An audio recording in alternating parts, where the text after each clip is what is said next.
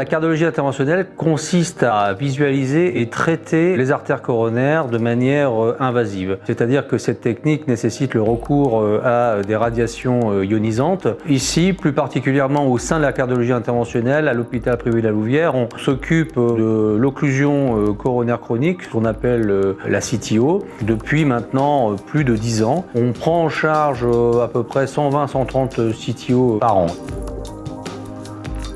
Cette procédure a deux particularités. Elle nécessite tout d'abord un matériel dédié, spécifique, et une expérience particulière qui est acquise progressivement. Et deuxièmement, c'est une procédure qui est longue et on sait que ces irradiations plus importantes peuvent entraîner des complications, notamment des complications cutanées, si ces procédures ne sont pas maîtrisées dans le temps et surveillées. Et les outils dont on dispose actuellement, les indices dosimétriques, n'ont pas une fiabilité à 100%. Ces indices ont leurs limites quant à la dose réellement reçue par le patient.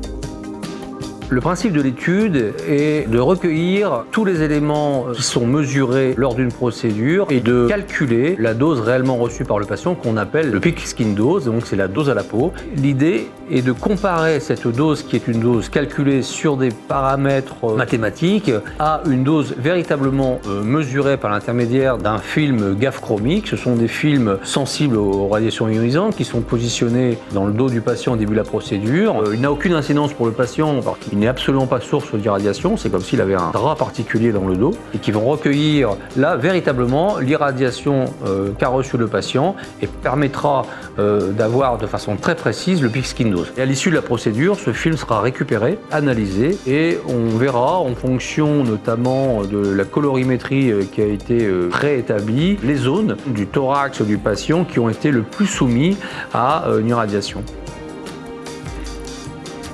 On a calculé que le nombre de patients nécessaires pour notre étude est de l'ordre de 80 à 85 patients.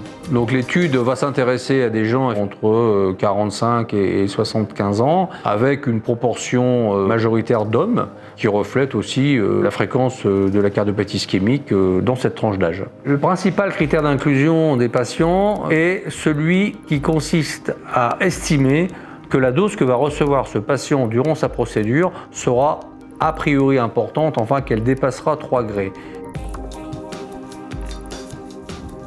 On vérifie à l'interrogatoire qu'il n'a pas eu d'irradiation significative avant. On vérifie un certain nombre de choses qui sont contre-indiquées, des maladies de peau particulières, confirmées aussi par l'examen clinique. Une fois l'intervention terminée, il y aura une première visite au 3e mois et une deuxième au 5e mois. Visite qui consiste à regarder si on constate l'apparition d'un effet cutané, soit une rougeur de la peau, éventuellement une desquamation. Ça, c'est pour tous les patients. Si par contre, à l'issue de l'examen, on a des éléments nous permettant de dire que la dose reçue a été importante, alors on anticipe le premier contrôle qui sera fait dans le 1er mois. Notre équipe de recherche est constituée de M. Stéphane Carpentier, personnel compétent en radioprotection. Il est constitué également de M. Fouad Maloul, biophysicien au sein de la société Biomédica, et de 2 assistants de recherche clinique, Mme Charlotte Durjardin et M. Étienne Langlin, qui assurent le recueil des données et leur traitement. On a ensuite été effectivement aidé par Ramsay, qui a pris en charge le financement des films GAF chromiques qui sont quand même assez coûteux.